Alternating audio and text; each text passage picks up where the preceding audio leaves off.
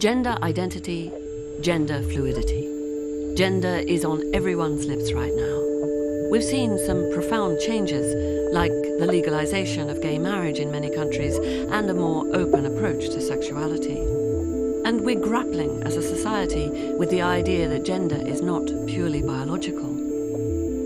But is this really so new? We could learn a lot from the poet Sappho, who lived in the 6th century BC on the Greek island of Lesbos.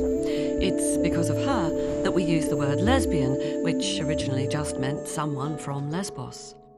Sweet mother, I cannot weave. Slender Aphrodite has overcome me with longing for a girl. Her poetry made her famous in antiquity, but the ways in which she and her work have been treated show only too well what it is to be judged and labelled. If Sappho were alive now, would she identify as a lesbian woman?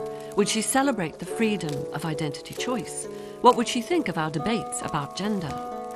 Answering these questions is a challenge because much of Sappho's work is lost. But the little we have is remarkable. In her day, it made her one of the few women to be pictured on pottery, the ancient Greek equivalent of appearing on primetime TV. We can't know for sure whether she had sexual relationships with women, and if so, whether she was open about them.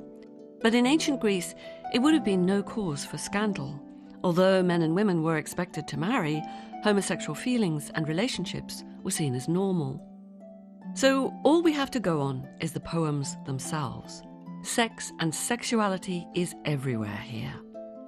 May I write words more naked than flesh, stronger than bone, more resilient than sinew, more sensitive than nerve. Once again, love drives me on, that loosener of limbs, bitter-sweet creature against which nothing can be done. Sappho's poems play with our expectations of gender and set up teasing questions about sexuality. Who is speaking, male or female? Who is the beloved, male or female? One of her best-known poems is spoken by someone looking at a beautiful girl and envying the man talking to her. That man seems to me to be equal to the gods, he who sits opposite you and hears you nearby, speaking sweetly and laughing delightfully, which indeed makes my heart beat faster. Translators from the 15th century on have assumed that the speaker, the person who desires the beautiful girl, is another man. But in the original, there's a big hint that this isn't so. There's a line, "Chloritera de poias emi," I am greener than grass. The word chloritera in the Greek is the form you would use if it were a woman speaking. Sappho wanted her poetry to make people think about experiences that are transgender or that transcend gender. She wanted them to imagine the feelings of a gender to which you do not or may not belong.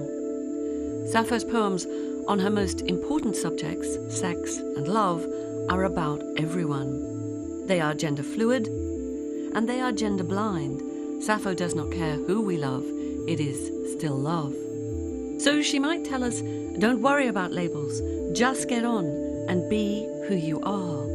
After all, she did write, some say an army of horsemen, others say foot soldiers, still others say a fleet of ships is the finest thing on the dark earth. I say it is whatever one loves.